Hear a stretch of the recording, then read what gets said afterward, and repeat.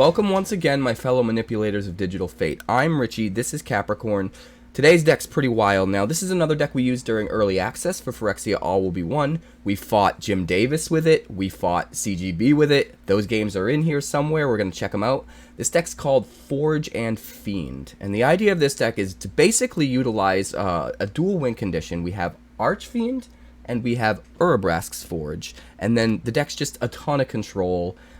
You'll see when we get there, but before we get there, make sure you like and subscribe. We passed 1,000 subscribers, I am happy to report. So the marathon stream, the 1,000 subscribers celebration marathon stream is happening Saturday, February 25th at 12 noon Eastern Standard Time until Sunday, February 26th at 12 noon Eastern Standard Time. It's a full 24-hour stream over on my Twitch. That's twitch.tv/quarantinedcapricorn.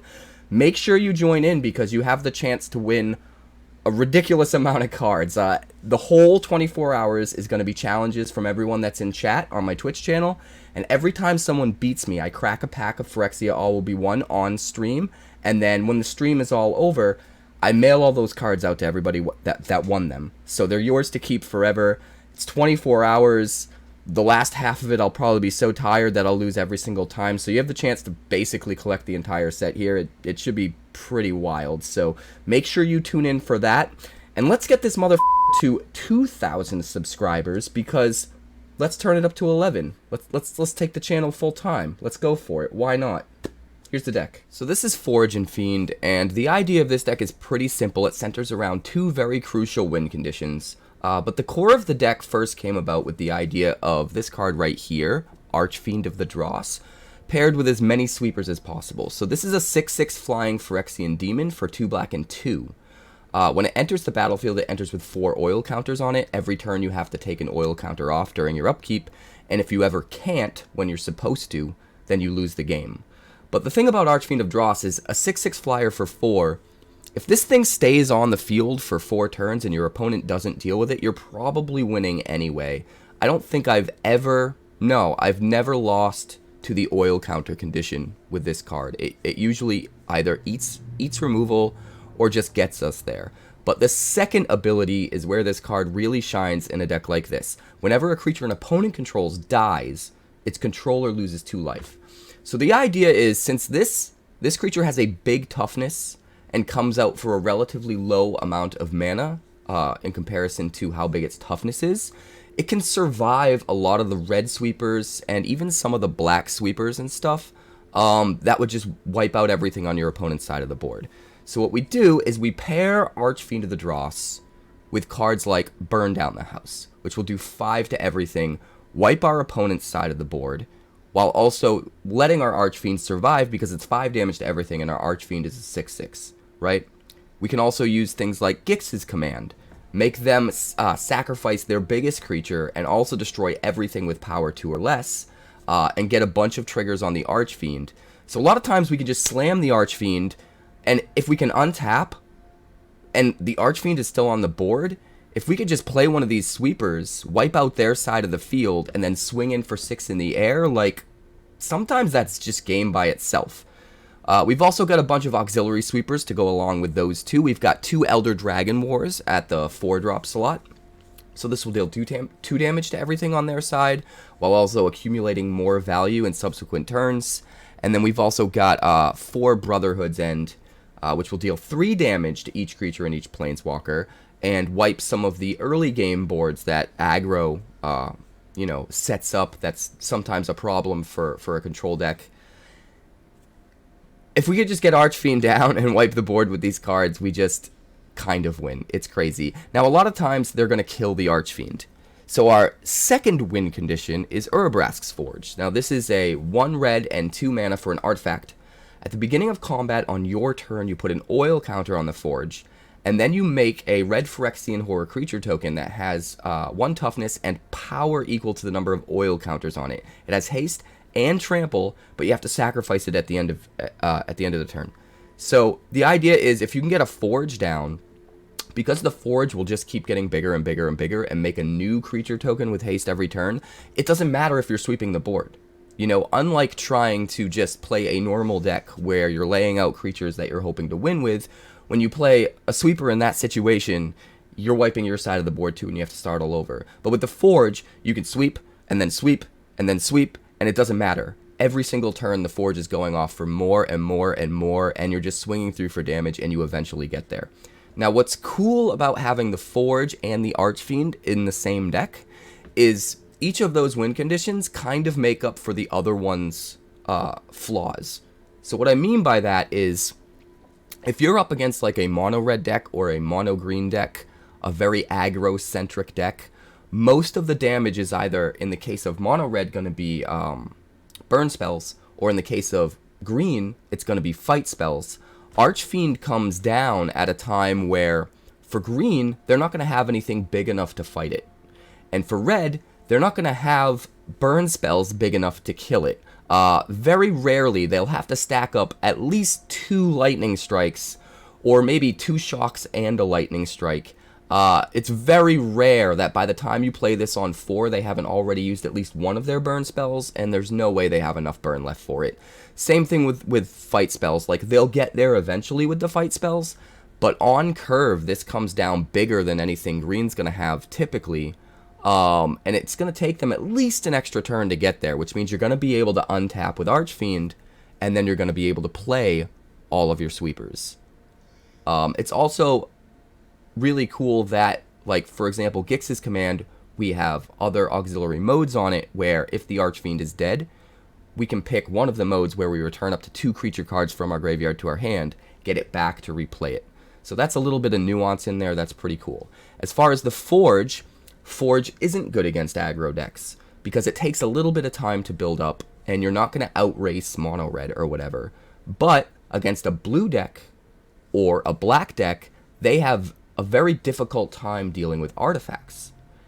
So if you're playing like a control deck that's centered around blue or black, a lot of times you slam the Forge, and that's the card that they have a really difficult time dealing with. And you just build up value every turn and swing in every turn, and they can't get rid of the artifact, and you eventually win. So having both of these in the same deck to kind of wash each other's hands in a way and get over each other's weaknesses, so that depending on which deck you're up against, one or the other is going to be better, I think is really effective. Obviously, there are going to be some decks out there that can deal with both. White is a little bit difficult because they do have pretty decent artifact removal, and they also have removal for creatures like Archfiend that works really well. But for the most part, most of the decks you'll face, either one of these or the other is going to be a really difficult win condition for them to deal with, at least in time for you to not start to go all over the place with shenanigans. Filling out the rest of the deck, we have 1 Solphim at the 4 mana spot. Now, what's cool about Solphim is if we get Solphim down, this is a 5/4 legendary Phyrexian Horror for 2 red and 2. It's the red Dominus. It has pay 1 mana and 2 Phyrexian red mana, discard 2 cards, put an indestructible counter on Solphim, which means there's a way to make Solphim indestructible so that if our red sweepers go off, Solphim won't die. But also, if a source you control would deal non-combat damage to an opponent or a permanent an opponent controls, it deals double that damage to that player or permanent instead. Which means if we get Solphim in play, now all of our burn sweepers are doing double damage to the opponent's creatures, but they're not doing double damage to ours. So for example, Brotherhood's End will do 6 damage to their whole side of the board, but still only do 3 to ours, which means our Archfiend is still safe. Okay? I mean, Elder Dragon War will do 2. Burn Down the House can do 10 to everything on their side. It kind of gets out of hand.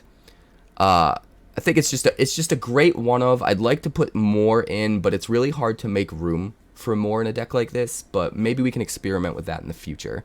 We've also got 3 Fables in the 3-drop slot. It's just a really good value card to generate, card advantage. We get that Goblin token, we could swing and get a treasure, start getting things off quicker. But it's also something where, like, we could play Fable, and then the next turn we could play a sweeper before it flips into Reflection of Kiki-Jiki, and the Reflection of Kiki-Jiki in that way can kind of dodge the sweeper. So it's another way for us to kind of play with a creature base to put pressure on the field that can, in some situations, dodge our sweepers, which is really effective. But also, if we get it online and we tap it and make a copy of the Archfiend, Now everything that dies on their side is they're going to lose 4 life instead of 2, and that's probably just game over. Or, even with the Forge, we can make a copy of the Forge token and swing in for double damage, which is pretty crazy.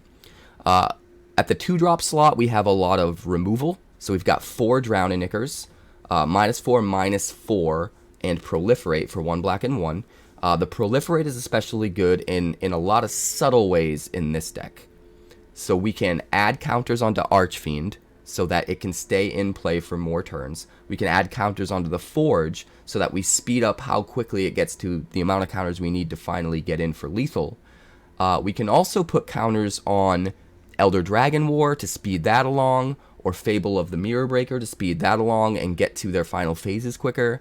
So it's really effective. There's also some stuff in the mana base, as well as 3 Reckoner Bankbusters. Super cool with Proliferate, comes down, gives us the card advantage we need, and a lot of times if we cast an Urabrask's Forge early, and it's just a 1/1, 2/2, sometimes we can use combinations of like maybe a 1/1 from one Forge and a 2/1 from the other Forge to crew the Bankbuster and swing in. Or if it's like the third turn a Forge is in play and it's a 3/1, we can just use it to crew the Bankbuster instead. There's a lot of little subtle ways in which we can use the Bankbuster as a creature, but mostly this is here for card advantage that will get more counters and therefore draw us more cards when we proliferate, which is really good. We've also got 3 Sheoldred's Edicts. Perfect piece of removal for a deck like this because we have so many sweepers that a lot of times we can just kill most of what's on our opponent's side other than maybe just their biggest thing. So whatever's left behind, we can use Sheoldred's Edict to just sweep it up off the field, get rid of that last big thing, and go amongst our day. Go about our day. It's also good. It doubles as early removal. You know, when you're playing it on curve, they drop their 2-drop, you drop Edict. And it just helps you get further into the game where you can control the board state more. And then, of course, we have 4 Cut Down because it's absolutely crucial on getting rid of some early creatures and early aggro to get us to the control state that we want to be in. The mana base is super cool in this deck as well. So we've got 2 Monumental Facade, which is pretty cool. Comes into play with 2 oil counters. You can tap it for a colorless mana, or you can tap it to remove an oil counter and put it on something else. Now this can help buff up our Forge, or it can help give us an extra turn for Archfiend, but also, if we have at least 1 counter still left on the Facade, when we play Drown and Ichor, we can proliferate more counters onto the Facade, as well as proliferating the counters onto Archfiend and Forge, and therefore have even exponentially more turns that we can keep the Archfiend around, or exponentially increase how big we can make the Forge in a much quicker time, which is very cool. And then the last new land I really want to talk about is the Mycosynth Gardens. We have just 1 of these in here. And I think this card is actually super cool. So a lot of the times, once we get to the mid-game and we have a Forge online, we can use Mycosynth Gardens to copy Forge and get double Forges, which can just be insane and lead to very quick wins in subsequent turns. The other thing we can use this for is if we have a Bankbuster in play, and we're starting to run out of counters, and maybe we're up against a control deck and we just need to draw more cards, we can turn the Mycosynth Gardens into another Bankbuster and keep going to town. So, pretty cool deck. We're rocking just 1 Blackcleave Cliffs here, one of the new lands. It's really all that's necessary. We're a control deck and we want to make sure that our stuff that we're dropping on turn 4, turn 5 can come out effectively and we don't have tap lands. But just 1 of the Blackcleave Cliffs, 4 Haunted Ridge, 4 Sulfurous Springs, good assortment of swamps and mountains, 1 Takenuma, 1 Sokenzan, and the deck's sweet. Just control the board forever, try to untap with an Archfiend, and if all else fails, slam Forges and swing at the face. Let's check out the games. We'll keep this looks pretty good. Start with the Cliffs, and then we'll go, what, Swamp into Bankbuster?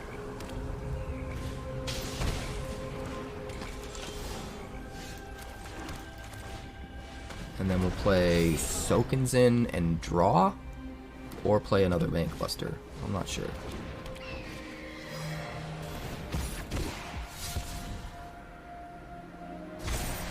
Maybe we need to get Archfiend out ASAP.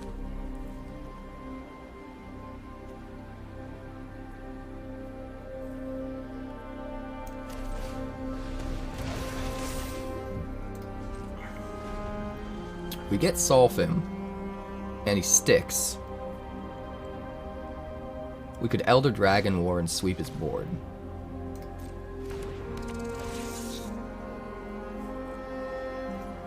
So I think maybe we try and get Solphim down first.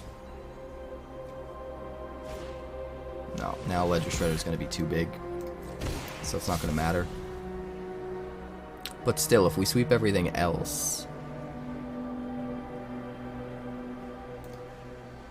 should still be pretty decent. He's got 2 creatures in the yard right now. He needs 4.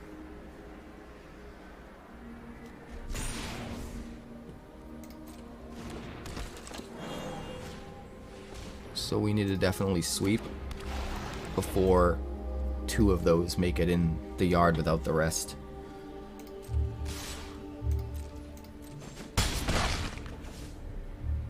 I would love, love, love to play the Archfiend first. I would love to play Solphim first. Solphim. But we can't afford it.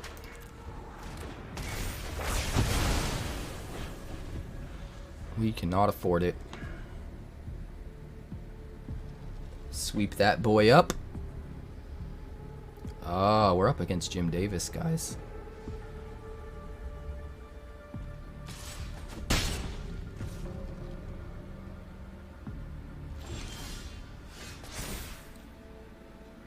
Discard any number of cards. Let's discard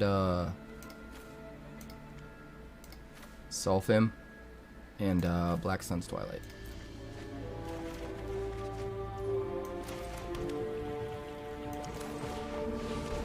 Play Archfiend.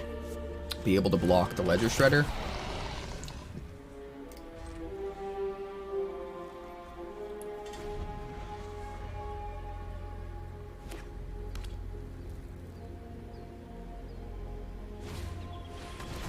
Stick fingers in. 8/8. Well, that's definitely something.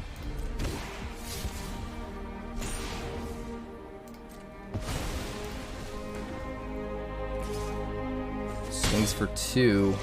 We're not out of this yet. We are not out of this yet. 5, 6, 7, 8. We have to cast both of these on the same turn next turn. So we're just going to pass the turn.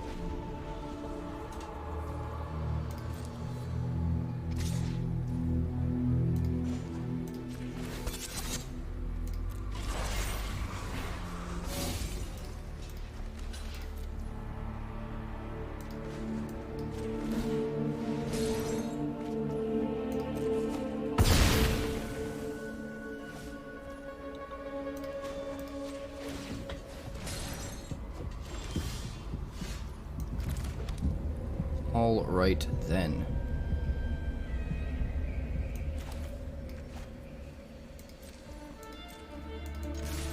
Swing.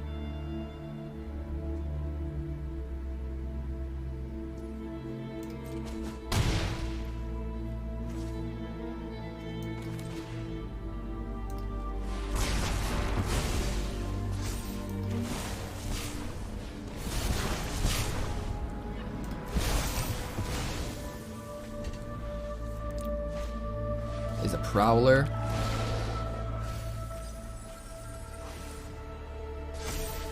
Not too shabby. We need to get to some value here.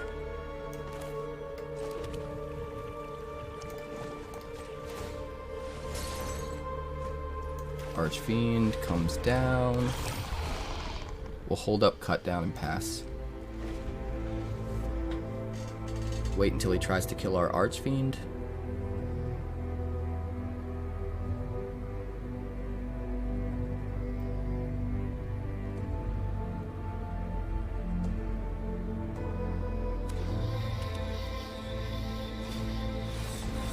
Glyph.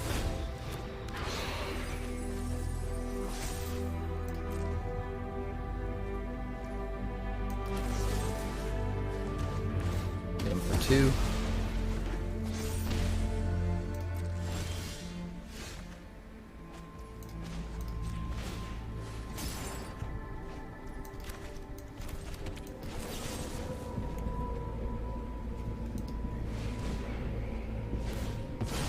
Right, hit him for 2 again. Get the devils and swing.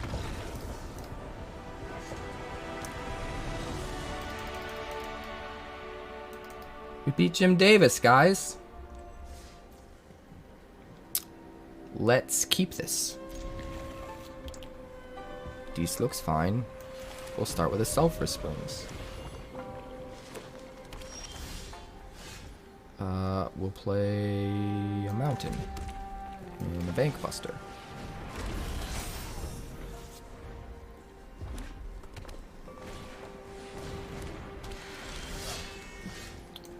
Haunted Ridge. Do you want to cut down the Beast Caller?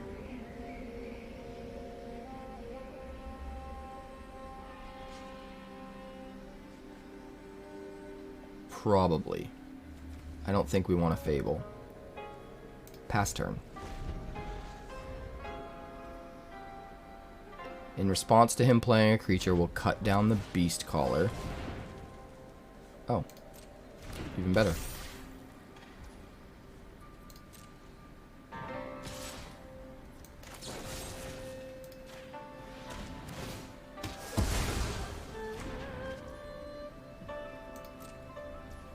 And we'll draw a card.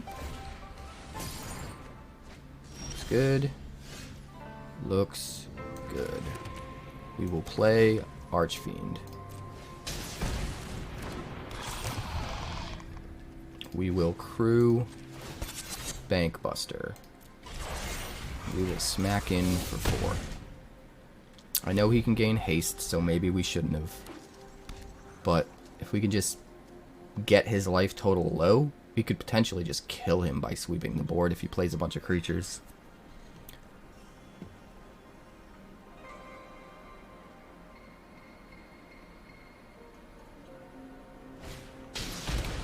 Yeah, there's ways around it, Duchess. The biggest thing is, like I pointed out, it's more about the decks finding ways of giving you poison counters without swinging in, which kind of gets around it to an extent.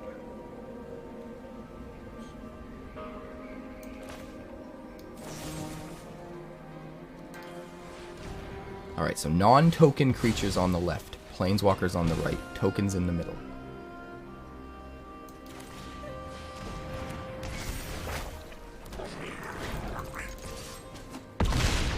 Smash.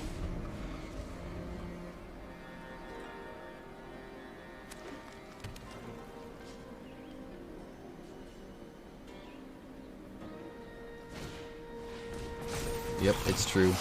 But that's because he happened to have 2 Rot Priests out, which is kind of insane.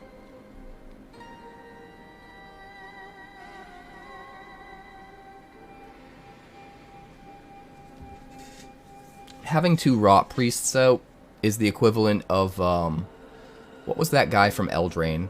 The red mana, the red 1-drop that everybody played, where if you had 2 of them, they buff each other. Yeah, having 2 Rot Priests early is like having those 2 back then. Evolving Adaptive. Come and swing. Come and swing.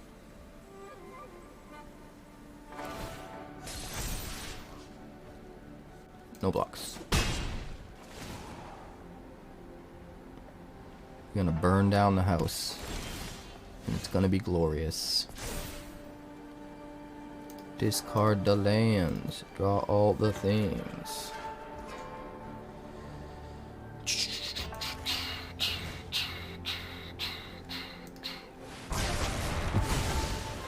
He loses 4. Boom, boom. And smash. Now that's how the deck is supposed to play. We have no red. I don't think we can keep this. We are on the draw. But we have 2 double red spells in our hand. I don't know, guys. I don't think it's worth it.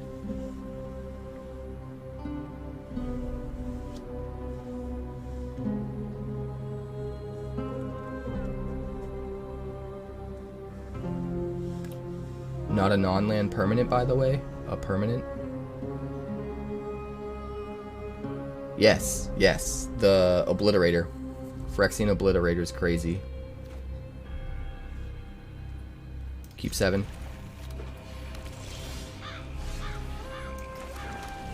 I like this one though, because if they don't deal with the Archfiend right away, if they're playing a deck that's putting creatures on the board, you probably just beat them the next turn. Alright, this was probably a mistake, guys. We need to top deck a red source. Phyrexian bullshit. Black source is not good. We're playing against what? Another control deck? Jesus. Well, we'll kill Urza. And get another oil counter on the Monumental Facade and play the Cliffs. At least now we can sort of come back. We still don't have 2 red for Brotherhood's End, so we will discard one of them. Get in my way, tend to drop it. Fable or Forge? I actually think Forge is going to be stronger here.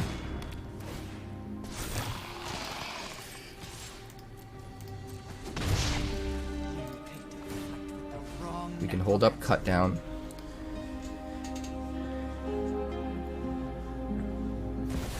We can do some shenanigans with the oil counters from the Facade and the Forge if we want. Weak-minded will be educated in Phyrexia's ways.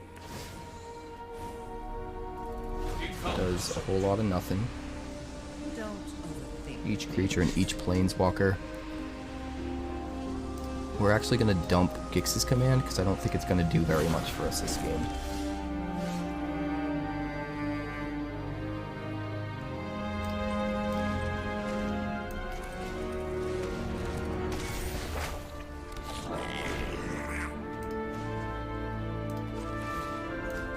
The oil counter on the Forge, put another oil counter on the Forge, swing at.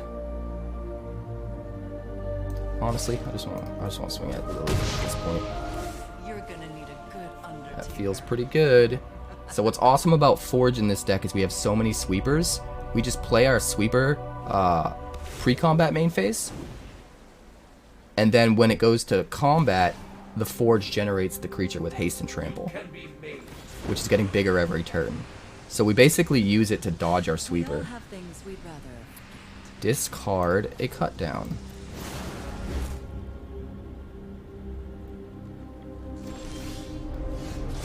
It's pretty good. Discard Cut Down and Brotherhood's End. Play Mana. Play Urabrask's Forge.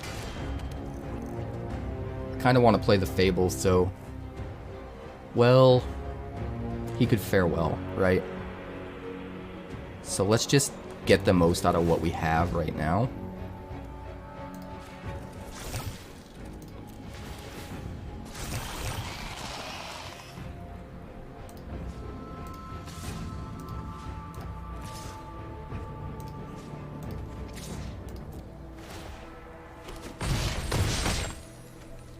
And hold on to the Fable.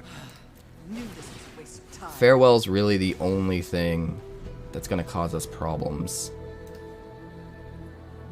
2 of those 3 cards have to be specific. A land and a Farewell.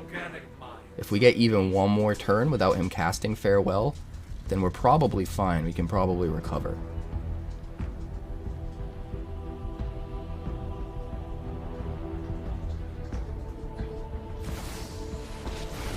Plays another Jace.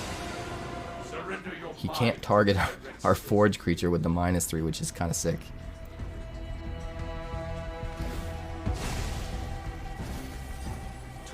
I will shatter your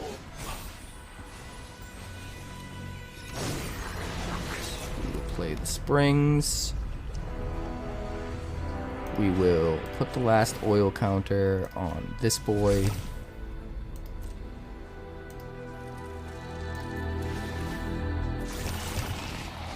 And we'll swing for 9. And we'll see if he can top deck his 6th land and play his Fable. Gotta hold on to that other Fable. We don't want to play anything else because Farewell just ruins us. Depopulate is fine. This deck dodges sweepers all day.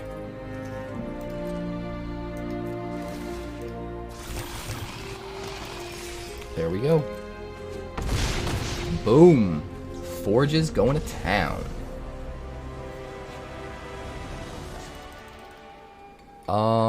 We go first. We do have a cut down and a drown in Ichor.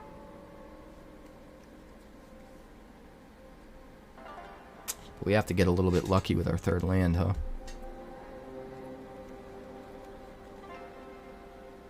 If we had a Bankbuster, I'd feel better about this. I think we got a mulligan it. This is much better. We're actually going to toss cut down. Because we're not going to have a good opportunity to use it. Turn 2 is Bankbuster. Turn 3 is Fable or Brotherhood's End if we're desperate. Which is going to kill whatever we would cut down anyway.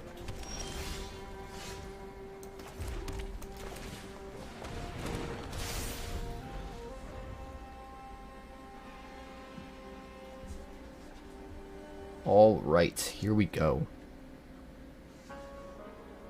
Nickel Brolus. That's funny, Bandit. Don't you think it's funny?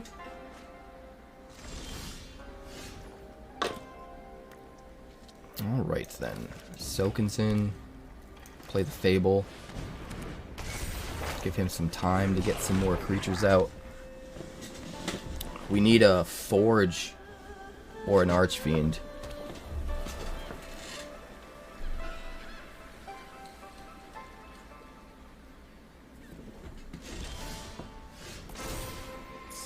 Cliffs. I don't think the cut down's going to be very good, and we don't want a tap land right now, so let's do that. Let's swing. I think we'll save the Elder Dragon War. Resolute Reinforcements, sure. So we're going to eat 2 of your dudes. I'm fine with that. Honestly fine with that. Let's see if we top deck something we can use. Nope. Play land. Could play Brotherhood's End. I'll just play another Bankbuster.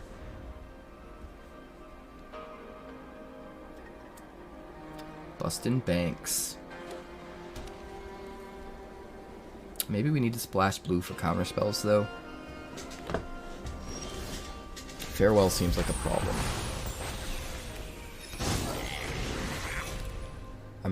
I'm worried. I'm worried, guys. Mycosynth Gardens. Sick. Draw another card, I guess.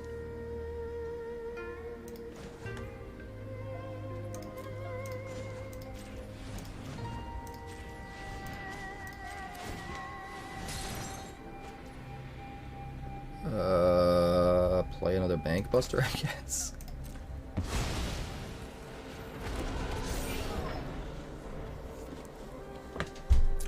If we drown in Ichor, we put another counter on each of those Bankbusters, and that is disgusting.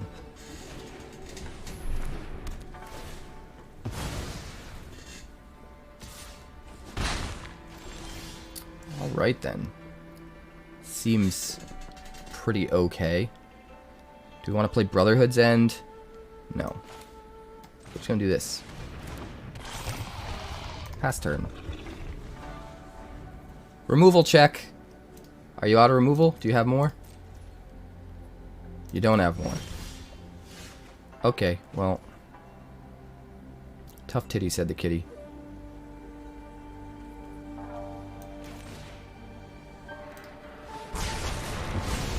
Take 4.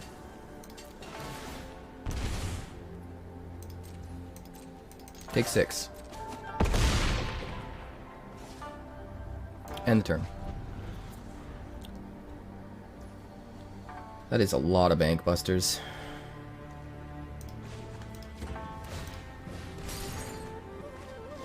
That is an awful, awful lot of Bankbusters. I guess we'll draw a card.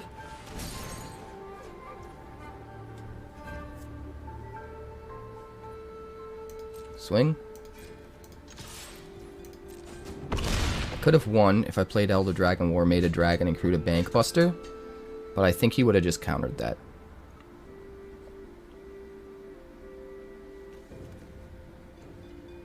I'm just gonna say go.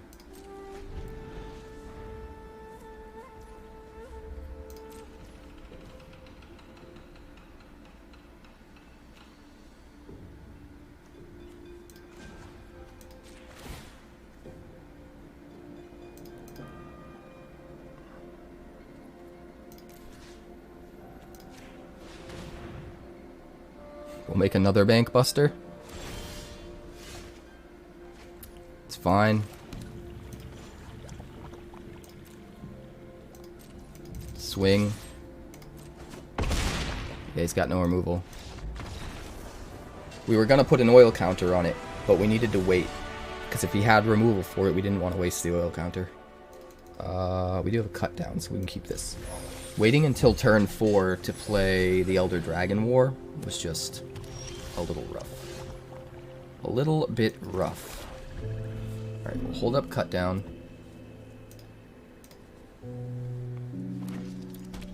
Turtle box. Play the Haunted Ridge and continue to hold up cut down.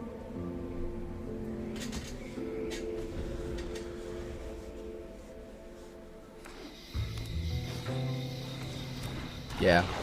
It's honestly it's mostly Rot Priest. Rot Priest is the biggest problem. We cut down right now. Yeah, we'll get a poison counter. But we just kind of have to. And if he protects it, hopefully we can then kill it on our turn. It's just too good.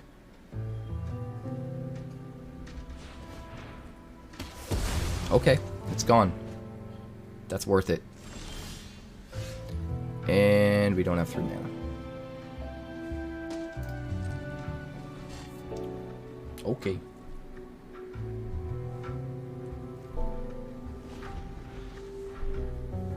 That is unfortunate, guys. Very unfortunate.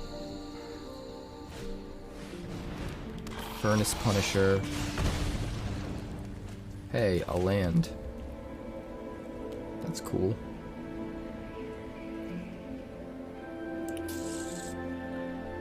Let's see, do we play the Fable? 2 or more basic lands. We need a basic land. We could just drown an Ichor, but I think we need to do this. I think we need to ramp up.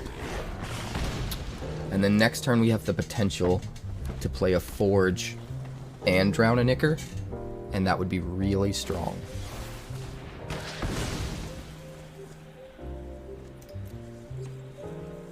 Thank God. That's a bad card to have in the same deck. Now the Furnace Punisher can't hit us for 2.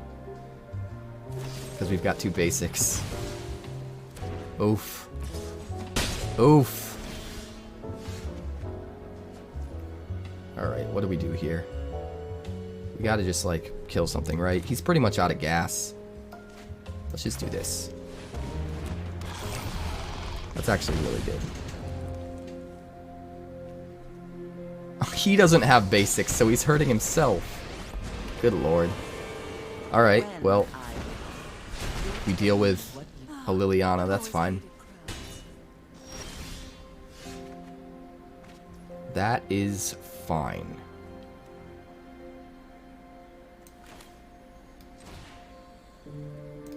Alright, we'll do that. And kill both of his dudes. Seems fine. Maybe we can finally start to play Urabrask's Forge. Lissa! Maybe not. Maybe not. Blood Tithe Harvester. Jesus, man. Just trying to play some magic. I mean, I guess we just got to kill everything, right?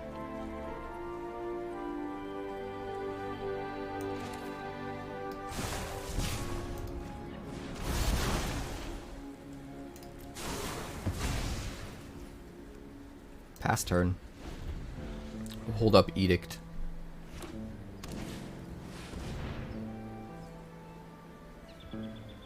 I guess we do it now. Better to not give him a choice.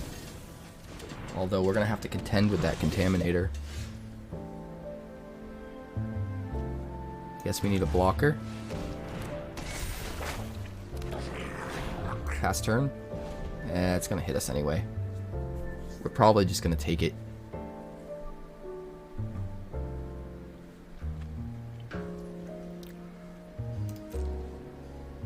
Unfortunately. We'll go down to 8 and up to 3 poison counters.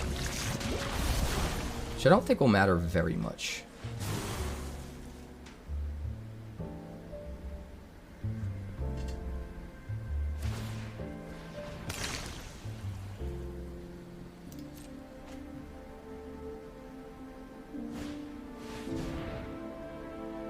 Sure. Alright, we'll kill you.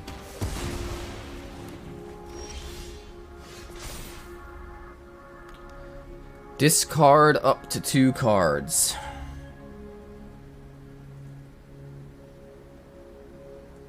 I guess 2 forges. Even though I love them. I love them like they're my own. We have to kill the Contaminator, so we're gonna have to burn down. So we'll do this first.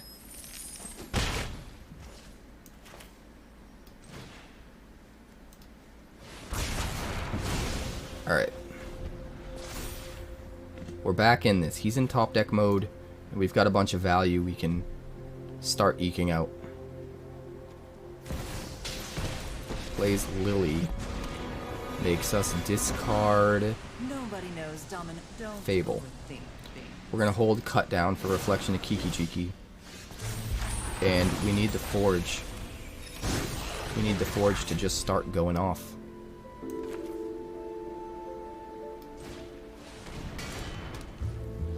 Now, if we drown in Ichor our own Reflection of Kiki-Jiki, hear me out. We could put an extra counter on this.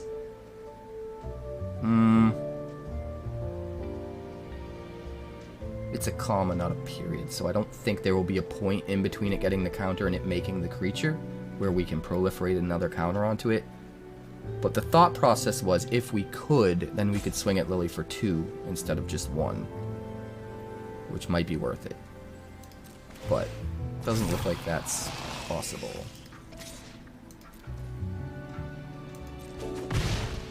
Watch it. End turn.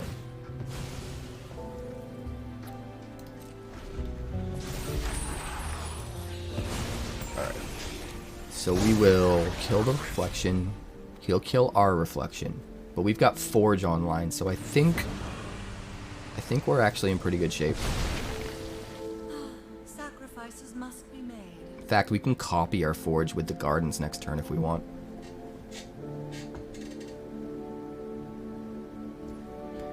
Yeah, it does seem that way, doesn't it?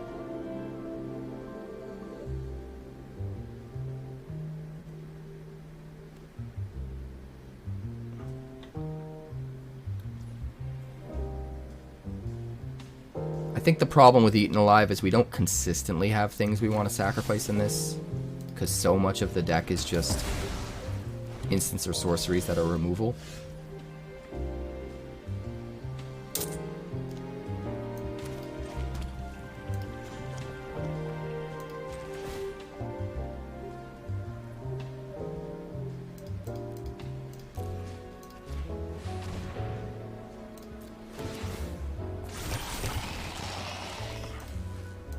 Boom. Boom. Fine. I know when And that's only going to get crazier. We do have another deck that's more built around going wide with tokens that includes the Forge. Something like Eaten Alive for that might be good.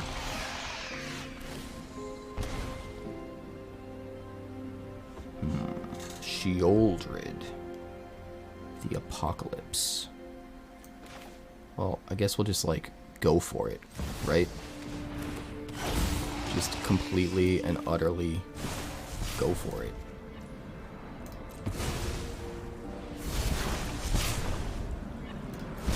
We're mostly doing that for the proliferate, but it also means that she can't block without Sheoldred dying. So she's going to go to 2, draw a card to go back up to 4. It's going to be very close. If they top deck removal for the Solphim, we just die. Oh.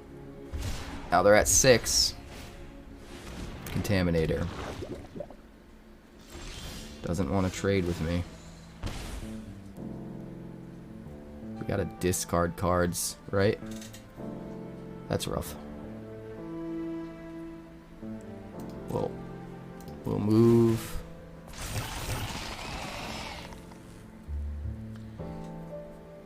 These guys have trample.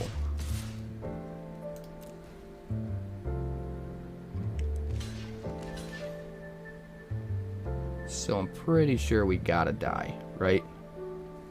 He's gotta die.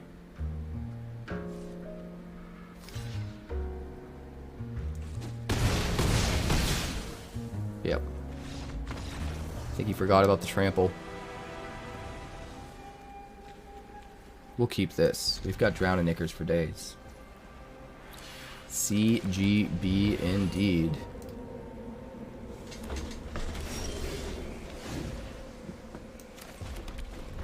Oh god, of course he's playing Esper. Of course he's playing Esper.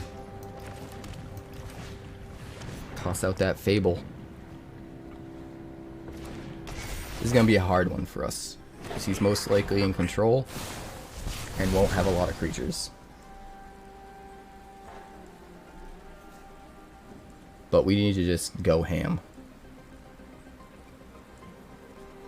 Archfiend. Toss away the removal.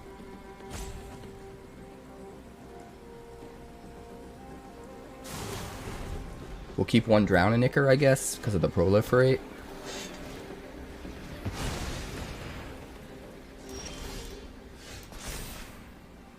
We're going to discard Cut Down and one Drown and Ichor.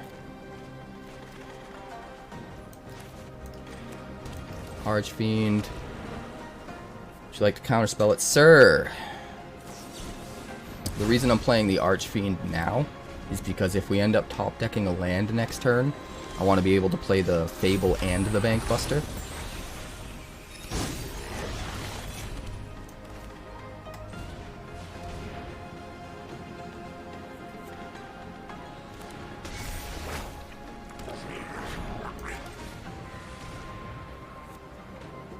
It's not bad.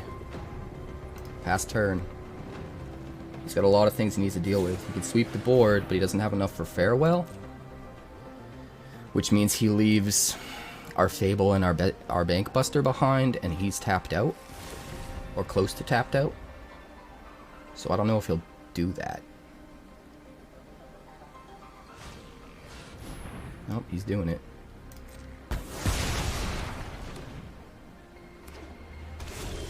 He is doing it. We could get back Archfiend with Gix's command. Theoretically. Theoretically. It doesn't do enough yet, though. Does not do enough yet.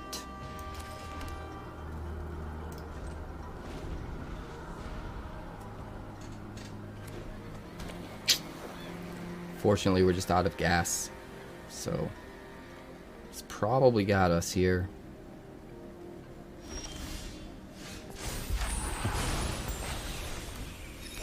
Got lots and lots of land.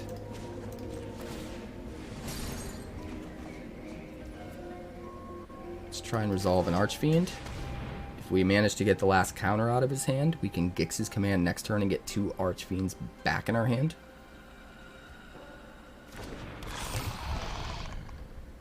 Pass turn.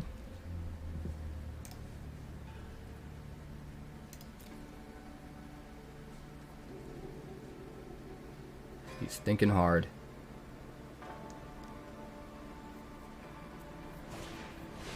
I like making him think hard.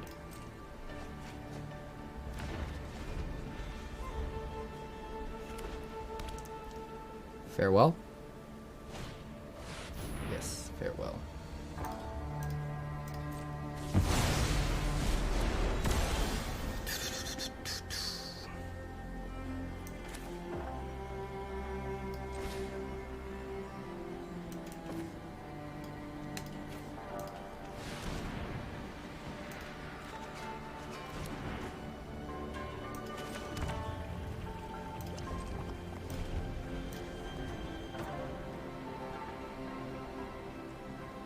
Not think we got this one, guys.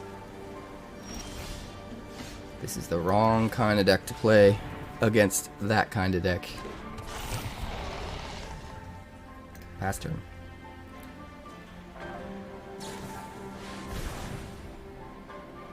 Just has all the answers in the world.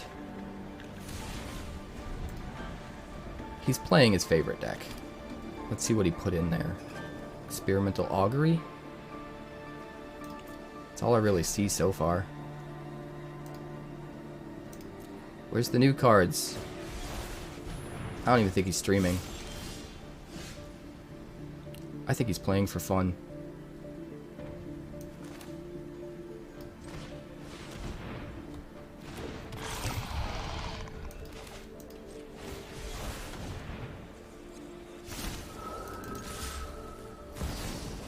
Yeah. Emperor me. That's fine. Protect the people. We're gonna bait. We're gonna bait a counterspell with a cut down or drown an Ichor, or maybe both, and then Brotherhood's End to get rid of the Emperor.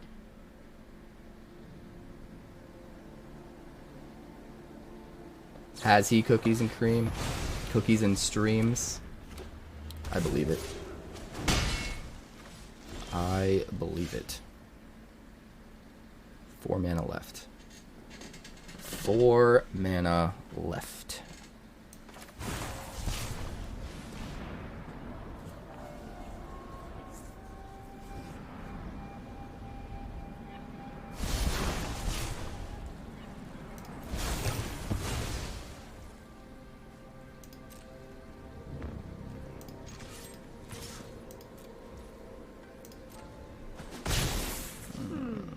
He knows. I'm not impressed. He knows.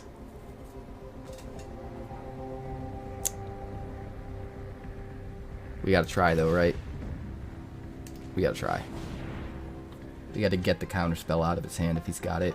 Oh, he doesn't got it. I guess that's it then. Deluge.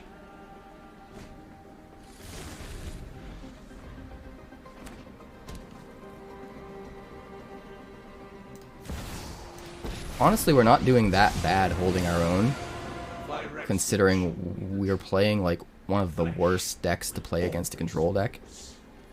It's another control deck, except without counterspells.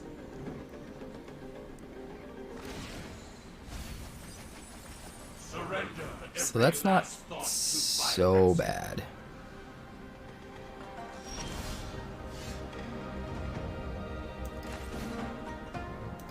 Make some devils. Let's get a counterspell. Give me that counterspell.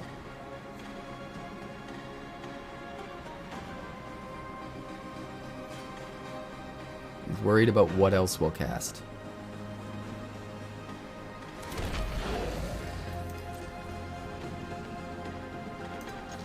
We'll just swing everybody at Jace. Kinda have to at this point. In case he's got Gruul for any of them. If we swung 2, and he had like the Swords to Plowshares or whatever, he would have just had us. He exiles 1 that's swinging. We don't get the death trigger because it's exile. So we would have just hit him for 1 and hit his Jace for 1. And that would have been bad. For the sake of Phyrexia. Nice. Very nice, CGB. In time, all 15 cards gone. We're down 12. than your memory. Really? Oh my god. I'll take note of all your failures.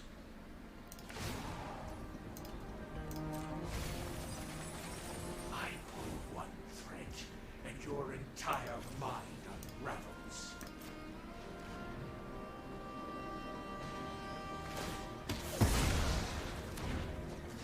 Take it!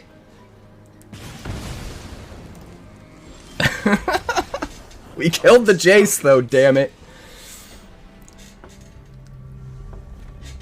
I think that's fair. We'll keep 7. This actually looks like a pretty good hand. I just want to get the Dross thing off one more time before I call it on this deck. We've got so many more to hit though.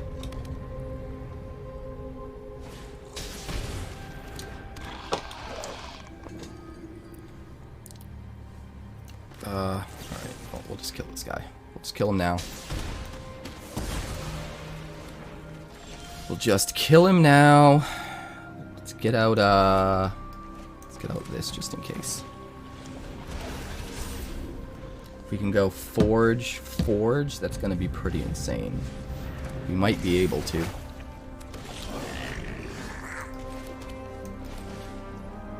Here we go. We're off to the races, guys.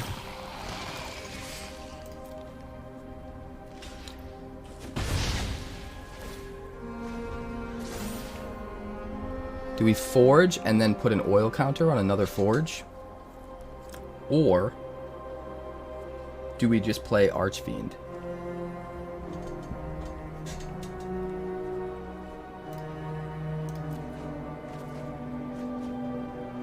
With him playing what looks like an Aristocrats build because of Ellis, I kind of want to just put out the Archfiend.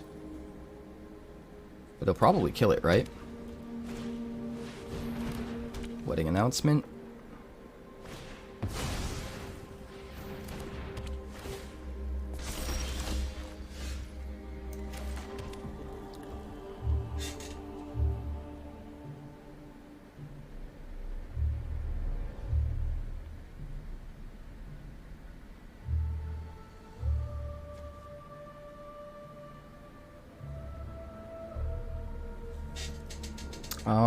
See, we could drown an Ichor.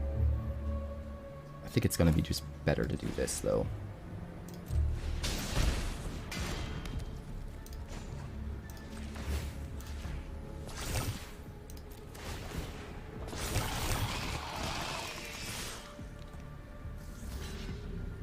But it is trample, so we kill his token, we get him for 3. And it's whatever. And now next turn, if we drown an Ichor, we get oil, oil, charge counter, oil, oil, and then we could move those oils to these this turn. We'd be swinging with 2 5/1 tramples. That's probably better than playing the Archfiend, guys. But I don't know. He's got Rite of Oblivion, so maybe we give him a better target for it. Oh no, he's going to use it right now. Never mind. He better hit a Forge. He's not hitting the Forge? You madman! You absolute madman!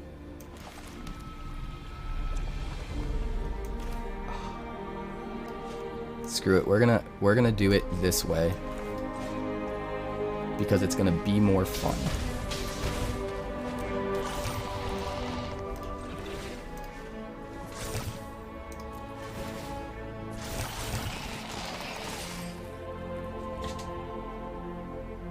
That's a lot.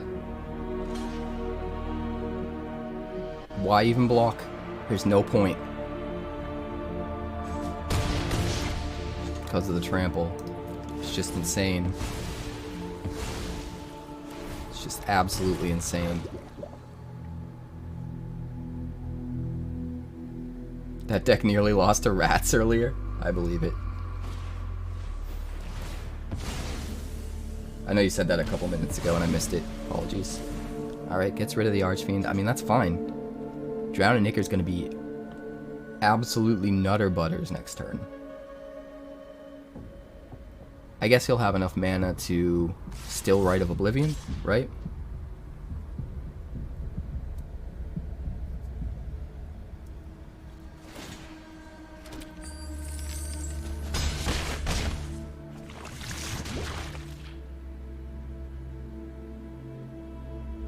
Yeah, he'll kill one of the forges. But I mean, we'll still be going 4, 5, 6. We'll be still singing with a 7-1 trample. Just because of Drown and Ichor. So I don't think it matters.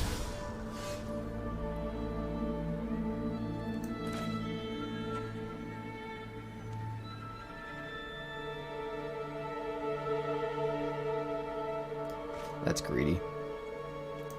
No, we're just gonna do this. Force him to have to make a copy. Right now. Of his 3/3. And then we get Insanity. And then we get Insanity.